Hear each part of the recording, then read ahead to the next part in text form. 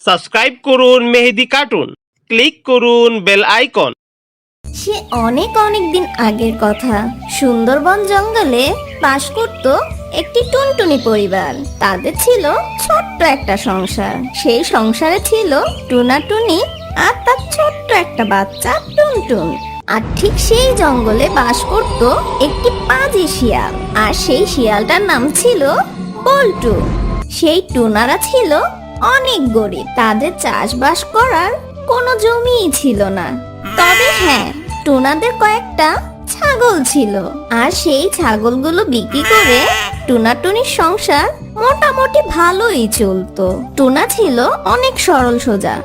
একদিন টুনা টুনিকে বলল, দেখো টুনি, ছাগলগুলো কত মোটা তাজা হয়ে গেছে, আর আমার পকেটের টাকাগুলো শেষ হয়ে এসেছে। ঘরেও কোনো খাবার নেই। আমি কাল বাজারে আমাদের দুটো ছাগল বিক্রি করতে যাচ্ছি, তুমি কি বলো?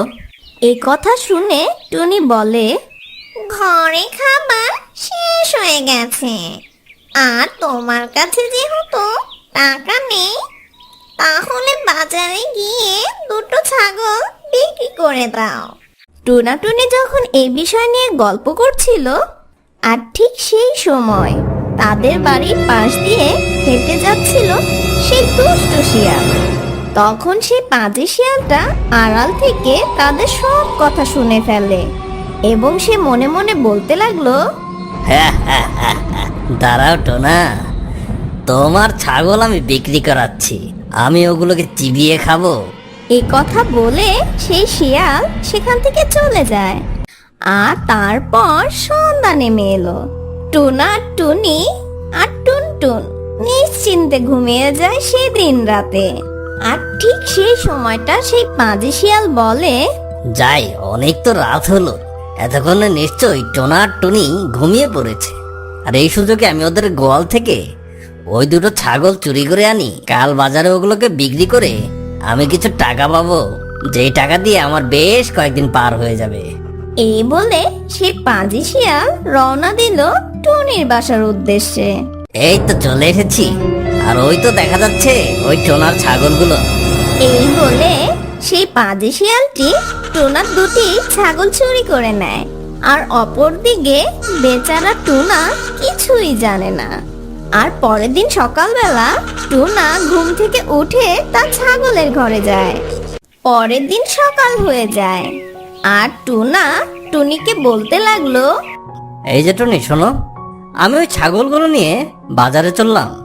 এই বলে বেচারা টুনা উঠতে উঠতে সেই গোয়ালের কাছে যায়। গোয়ালের কাছে যেতে না যেতেই টুনা কাঁদতে লাগলো। হে আল্লাহ, এ আবার কি হলো? এমনি তো আমার পকেট ফাঁকা, মাত্র কয়টা ছাগল ছিল, তার মধ্যে আমি যে দুটো বিক্রি করতে চেয়েছিলাম সে দুটোও তো চুরি হয়ে গেল। এভাবে বলতে বলতে টুনা কান্না করতে লাগলো।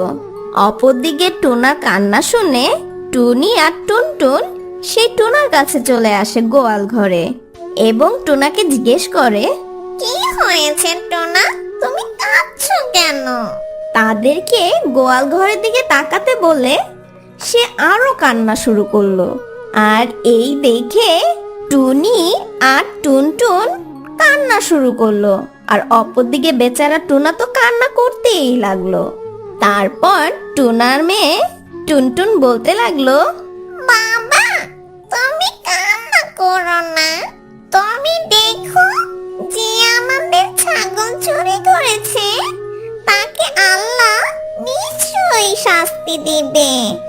তুমি কান্না করো না বাবা আমার। আর বাবা, তুমি শুকরিয়া আদায় করো, সে তো আমাদের সব ছাগল নিয়ে যায়নি, আমাদের তো আরো ছাগল আছে বাবা। আমরা এগুলো বড় করে পরবর্তীতে আবার বিক্রি করতে পারবো বাবা। তুমি কান্না করো না বাবা। আর এই ঘটনা থেকে টুনার পরিবার অনেক কষ্ট পায়। তারপর টুনার কাছে যে কয়টা টাকা ছিল তাই নিয়ে টুনা বাজারে চলে গেল। এবং বাজার শেষে সে যখন বাড়ি ফিরছিল, তখন সে দেখতে পেল বাজারের এক কোণে এক শিয়াল দুটো ছাগল নিয়ে দাঁড়িয়ে আছে। আরে ওখানে যে দুটো ছাগল আছে ওই দুটো তো আমাদের ছাগল। যাই তো ওই শিয়ালকে গিয়ে একবার জিজ্ঞেস করে দেখি। এই বলে টুনা সেই শিয়ালের কাছে যায়। শিয়াল ভাইয়া, এই ছাগল দুটো কার? এই ছাগলগুলো দেখতে তো আমাদের ছাগলের মতোই লাগছে।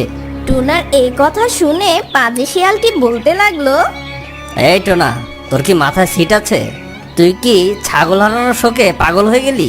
এখান থেকে তাড়াতাড়ি যা, তোর বক বক আমার একদম ভালো লাগছে না। আমাকে শান্তি মতো ছাগলগুলো বিক্রি করতে দে, যা হট।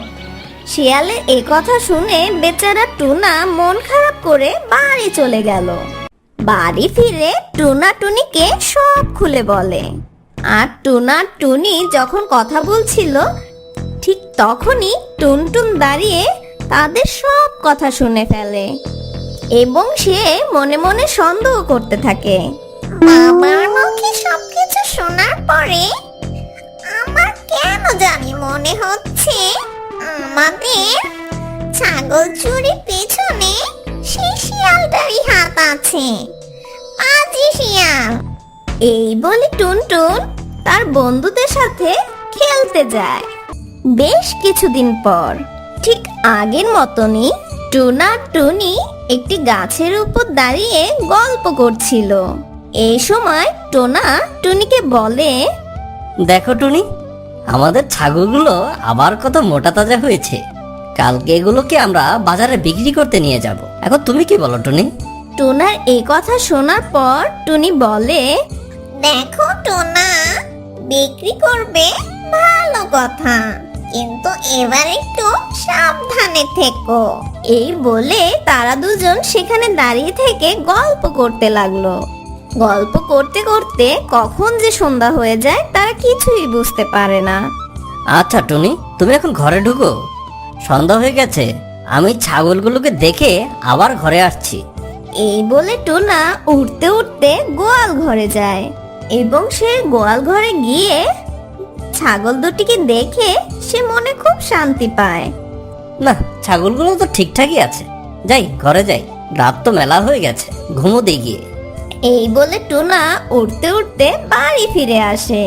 তারপর রাতের খাবার শেষ করে টুনা আর টুনি রাতে ঘুমিয়ে পড়ে। তবে এবার টুনটুন ঘুমায়নি। আমার ধারণা যদি ভুল না হয় তাহলে সেই পাজি শিয়ালটা আজকেও আসবে আমাদের ছাগল চুরি করতে।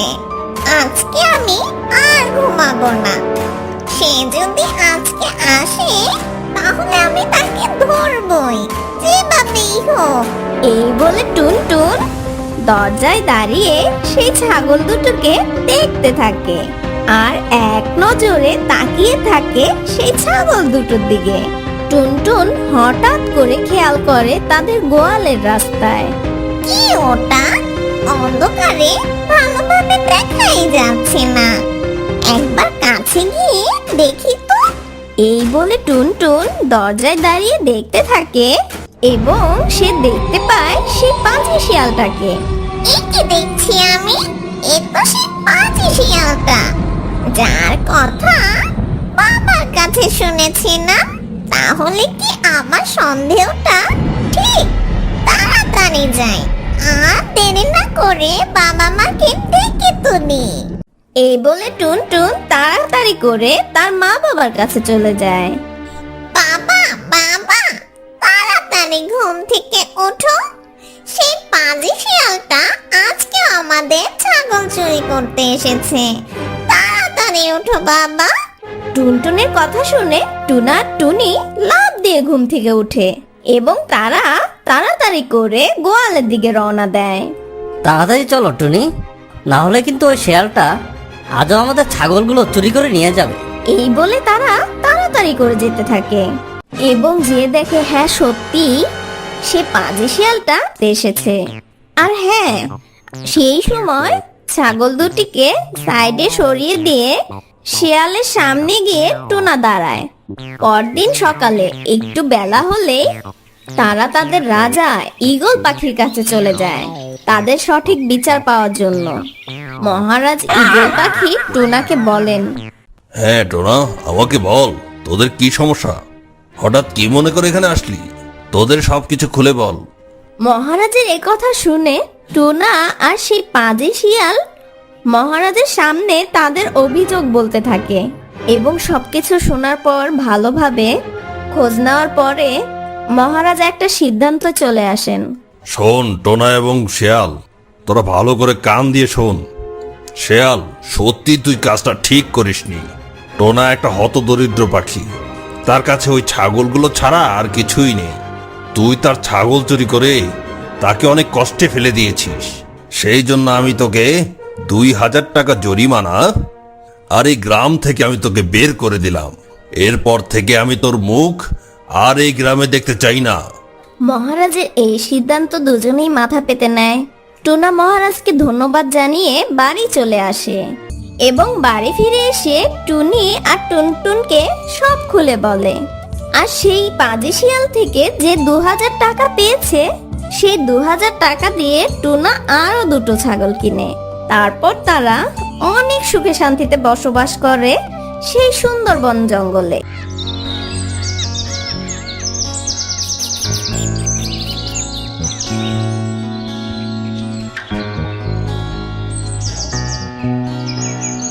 এই মিচকে, সকাল সকাল তুই হরিণকে নিয়ে কোথায় গিয়েছিলি?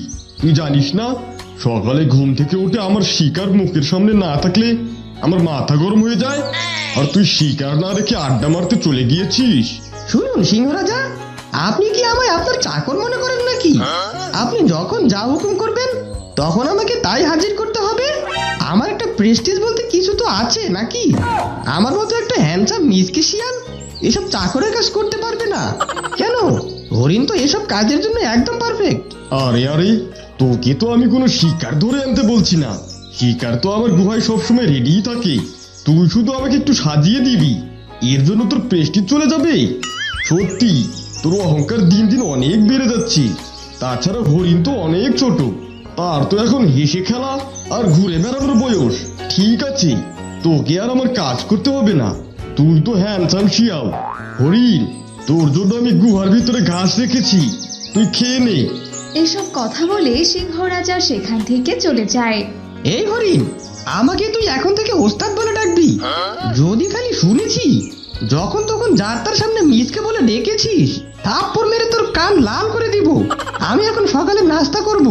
তোর জন্য তো কচি ঘাস রেখেছে, আমার জন্য কি রেখেছে দেখি একবার। এই বলে মিচকে শিয়াল সেখান থেকে গুহার ভেতরে যায়।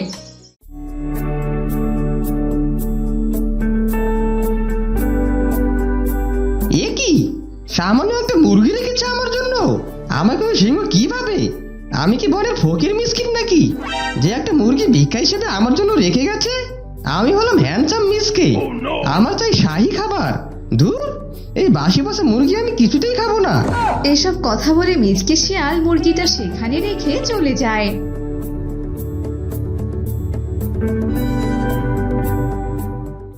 কিছুক্ষণ পর এই মিচকে, মিচকে, কিরে কোথায় গেলি তুই? কি ব্যাপার, এত জোরে জোরে ডাকছি? মিচকে কি কানে তুলো গুজে রেখেছে নাকি? একে তো কাজের সময় পাওয়াই যায় না। সিংহরাজা, মিচকে দাদাকে দেখলাম গুহা থেকে বনের ভেতরের দিকে যেতে। সিংহরাজা, আপনি এ বনের রাজা হয়ে ওই মিচকে দাদাকে এত ভয় কেন পান? মিচকে দাদার এমন চ্যাটাং চ্যাটাং কথা আপনি কেনই বা সহ্য করেন? আমি বাপু এসবের কিছুই বুঝি না। আপনি তো নিজে পচা সরা শিকার খান, আর ওর জন্য কিনা ভালো ভালো শিকার রাখেন, আর তবুও আপনি ওর মনই পান না। আরে, আমি হলাম এ বনের রাজা, আর আমি রাজা হয়ে যদি রাজার মতো ব্যবহার না করি তাহলে কি তোরা আমায় রাজা বলে স্বীকার করবি? আমি তো চাই এ বনের সবাই মিলেমিশে একসাথে থাকুক। আর মিচকে, দেখবি সে একদিন সব বুঝতে পারবে। আসলে ওর তো কোনো দোষ নেই, দোষ হলো ওর বয়সের। তা শোন, আমি একটু বনের বাইরে যাচ্ছি, রাতে খাওয়ার জন্য শিকার ধরতে হবে। আচ্ছা আচ্ছা, ঠিক আছে সিংহরাজা, রাত হওয়ার আগে গুহায় আপনি ফিরে আসবেন। আপনাকে ছাড়া তো আমি আবার কোনো খাবারই খাই না।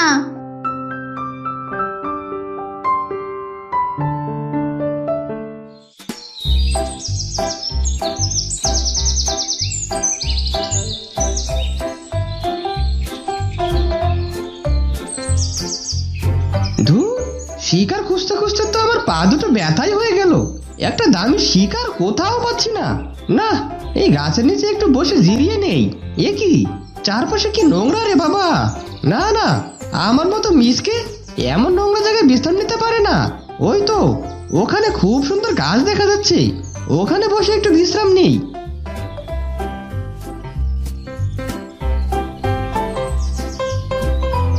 এরপর মিচকে শিয়াল ঘাসের উপর শুয়ে পড়ে। কিছুক্ষণ পর ওখানে একটি ছাগল আসে আর মিচকের চারপাশে ঘাস খেতে থাকে। আরে আরে, কেমন জানি বিশ্রী একটা গন্ধ পাচ্ছি। এতক্ষণ তো কোনো গন্ধ পাইনি। কেউ আবার আমার পাশে হাগু করে দিল না তো? আরে, এ তো ছাগল, এর শরীর থেকে তাহলে গন্ধটা আসছে। কে ছাগল, তোর তো সাহস কম না, আমার পাশে এসে ঘাস খাচ্ছিস? এই, তোর মালিক তোকে গোসল করিয়ে দেয় না? ওয়াচ্ছু, আবার দেখছি পায়খানাও করে দিয়েছিস। ইচ্ছে করছে তোর গালটা মোটকে খেয়ে ফেলি, কিন্তু তোর শরীর থেকে যে পরিমাণ দুর্গন্ধ বেরোচ্ছে, তোকে খাওয়া তো দূরের কথা, তোর কাছেই তো যেতে পারছি না। আরে আরে মিচকে, তুই নিজেকে কি মনে করিস বলতো?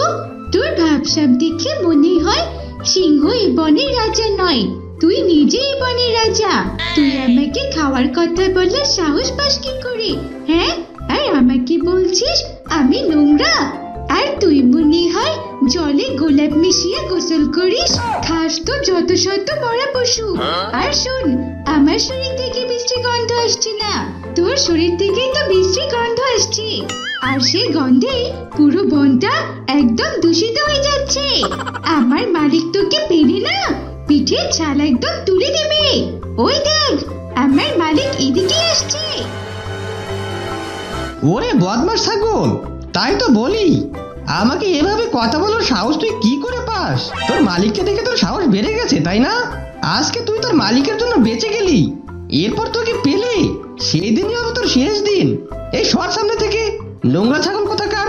এই বলে মিচকে শিয়াল সেখান থেকে চলে যায়। এভাবে কেটে যায় সেই দিনটি। সিংহ রাজা, রাত তো হয়ে গেল, ওই মিচকে তো এখনো এলো না। ও কি আজ খাবার খাবে না? আমার যে খুব ঘুম পাচ্ছে, আমি ঘাস খেয়ে ঘুমাতে চললাম। আর একটু অপেক্ষা কর না, মিচকে এলে একসাথে খেয়ে ঘুমাবো। আর তখনই সেখানে মিচকে শিয়াল চলে আসে। কি রে মিচকে, সারাদিন কোথায় ছিলি? তোর জন্য না খেয়ে সে কখন থেকে অপেক্ষা করছি। ওই দেখ, তোর জন্য দুটো রাজহাঁস নিয়ে এসেছি, এবার নে তো, তাড়াতাড়ি খেয়ে রে দেখি। আরে, আমি তো তাজা একটি ছাগল শিকার করে এলাম, এসব হাঁস টাস আমি খাই না। আর এসব খাবার খায় ছোট লোকেরা, আমার মতো মিচকে এসব খাবার খায় না। আমার এখন ঘুম পাচ্ছে, আমি ঘুমাতে চললাম। এসব কথা বলে মিচকে ঘুমাতে চলে যায়। আর মাঝরাত হলে মিচকে বলতে থাকে, বড় অহংকার করে তো বলে এলাম আমি ছাগল শিকার করে খেয়েছি, কিন্তু সারাদিন তো শিকারের ছিটে ফোটাও পাইনি। এখন তো খিদের জ্বালায় ঘুমাতেও পারছি না। না, চুপি চুপি উঠে রাজহাঁস দুটো খেয়ে টুপ করে ঘুমিয়ে পড়ি। এই বলে মিচকে শিয়াল চুপি চুপি ঘুম থেকে উঠে রাজহাঁস দুটোকে খেতে থাকে। আর এসব লুকিয়ে লুকিয়ে হরিণ দেখছিল। তখন হরিণ বলে, আরে আরে মিচকে ভাই যে, তুমি না বললে এসব শিকার নাকি ছোট লোকেরা খায়? তাহলে তুমিও কি ছোট লোকদের মধ্যে একজন নাকি? এই, তোকে না কতবার বলেছি আমাকে ওস্তাদ বলে ডাকতে, তুই আবারও আমাকে মিচকে বলে ডাকছিস? ইচ্ছে করছে এক লাথি দিয়ে তোকে এই গুহা থেকে বের করে দেই। বড্ড খিদে পেয়েছে, এখন আমাকে খেতে দে তো, খেয়ে তোর বিচার করব। বদমাশ হরিণ! সত্যি মিচকে, তোর পেটে কোনো খাবার নেই, তবুও তোর অহংকার একদমই কমছে না। শোন, এত অহংকার থাকা একদমই ভালো না, এই অহংকারই তোকে একদিন শেষ করে দিবে।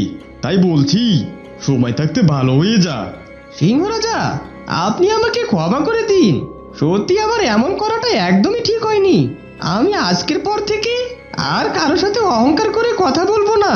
তারপর থেকে মিচকে একেবারে ভালো হয়ে যায় আর সবার সাথে মিলেমিশেই থাকতে লাগে। For more updates, subscribe to our channel, click the show links and enjoy watching the videos.